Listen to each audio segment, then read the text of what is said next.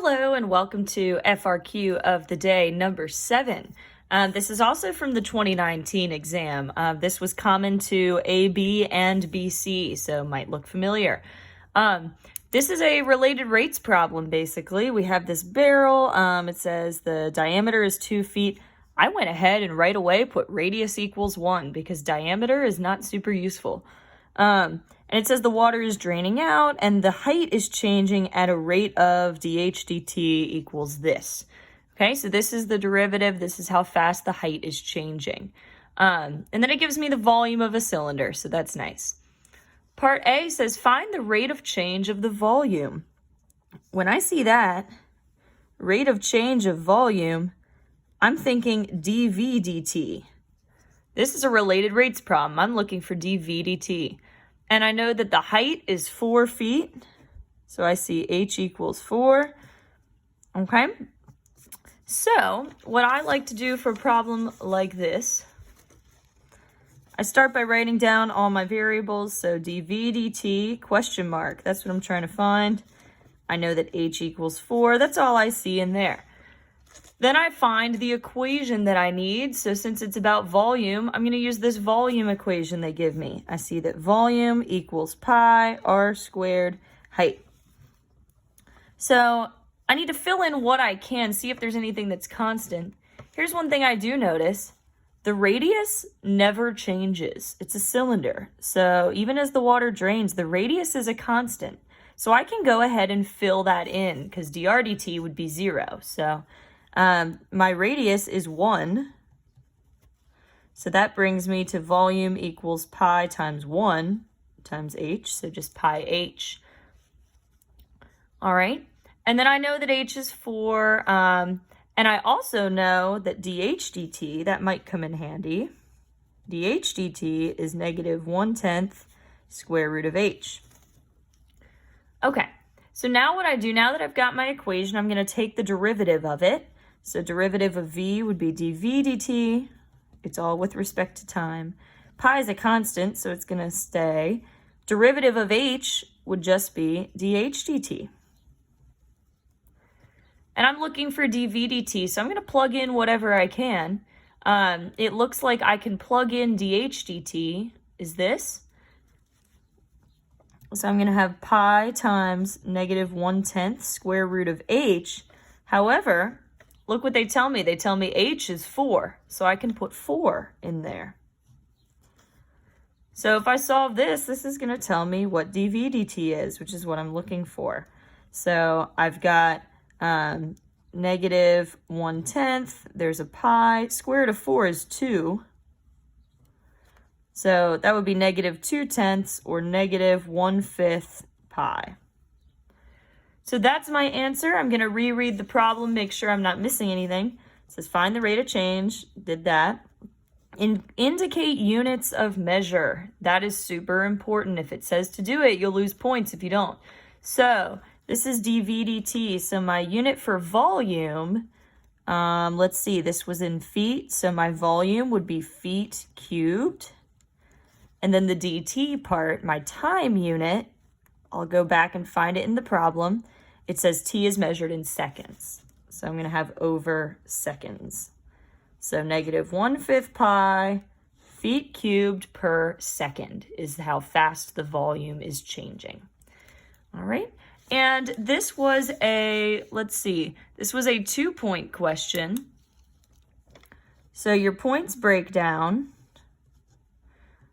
You got 1 point for having the correct derivative.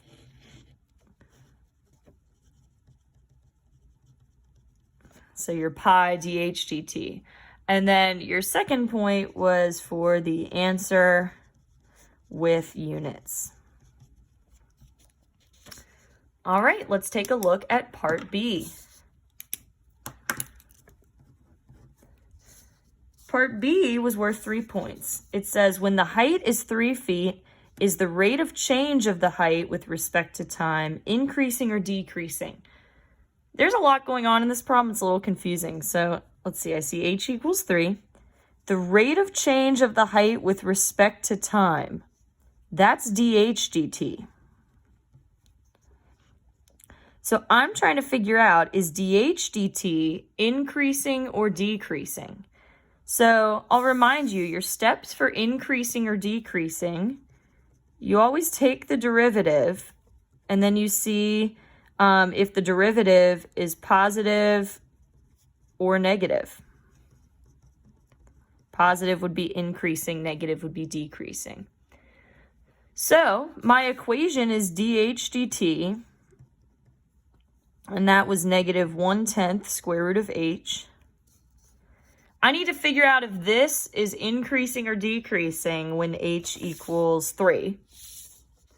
So I'm going to take the derivative of this and then plug in 3 and see if it's positive or negative. So before I take the derivative, I don't really like radicals, so I'm going to rewrite this without a radical, negative 1/10 h to the 1/2. Now I'm going to take the derivative with respect to time. So derivative of dH dt would be second derivative. You write it like this, d squared h. Oh, I'm sorry, that's a t, dt squared. I'll bring the 1/2 down, so that'll be negative 1/20th h to the negative 1/2. But then because it's all with respect to time, I need to put a dH dt on there to show that h changes over time. It's a chain rule thing. So here's my derivative. The dH dt in there, we actually have an equation for dH dt, which is right there. So I'm going to go ahead and plug that in. So my full second derivative,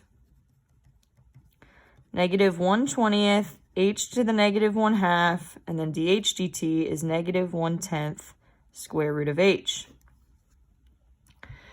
And remember, my goal, I need to figure out if this is positive or negative when h equals 3. So what I could do is I could plug in 3 and I could see if I get a positive or negative number. 3 to the negative 1/2 is the same as 1 over square root of 3. And I've got a negative 1/10 square root of 3. This is actually really nice. Check it out. Root 3 and then over root 3. So those cancel out.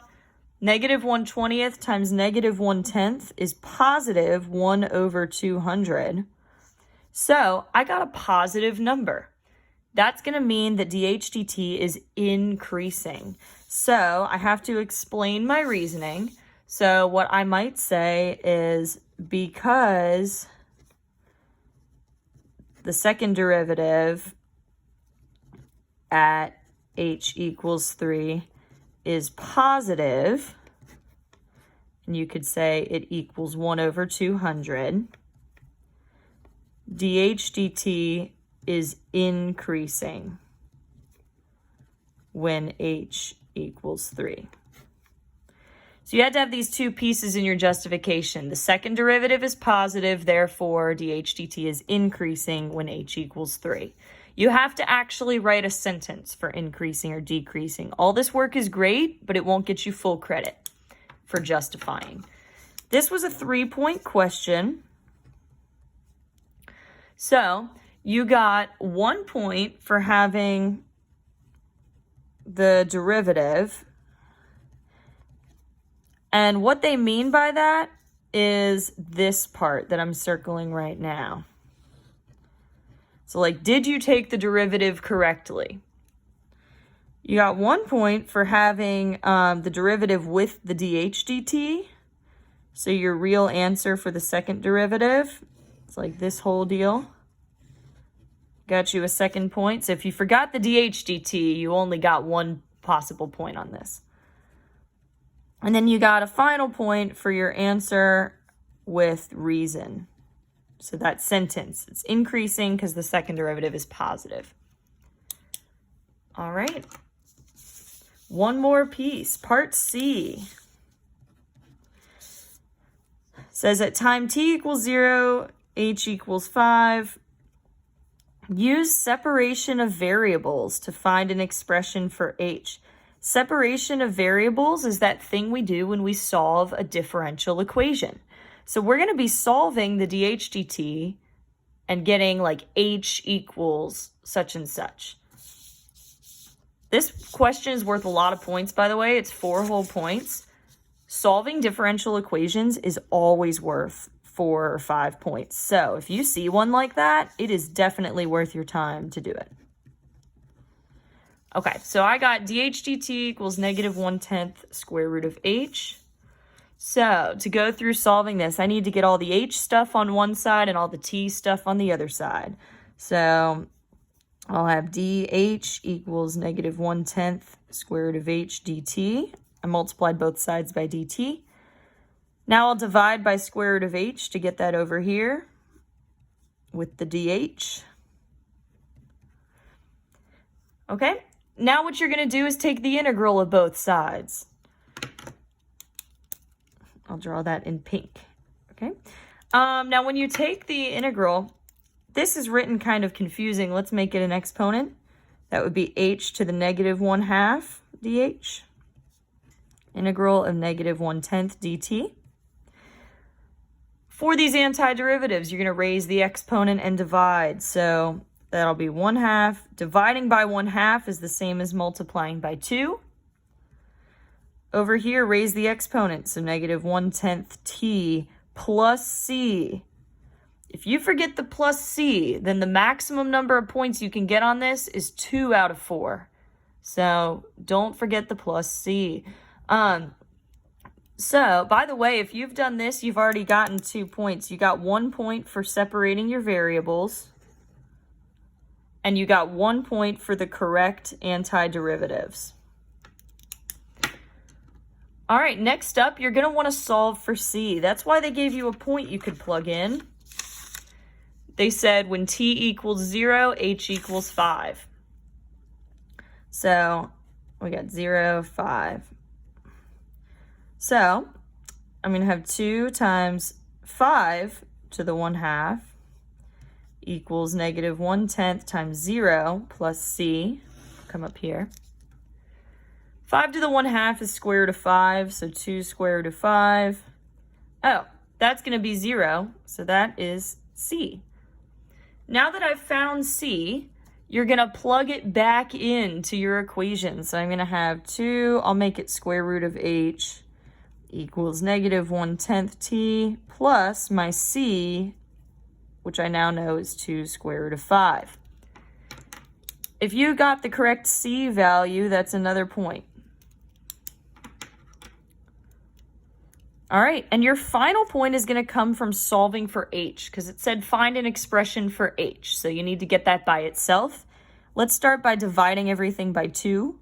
So I'll have square root of h equals -1/10 divided by 2, 1/20th t. 2 divided by 2, that's just going to be square root of 5. And then I'm going to square both sides to get h by itself. So h equals this whole thing squared. So there's your final answer. There's your expression for h. You also could call it h of t if you want to be really technical. And your fourth and final point here comes from solving for h. All right, as always, message me with any questions. Thanks for watching.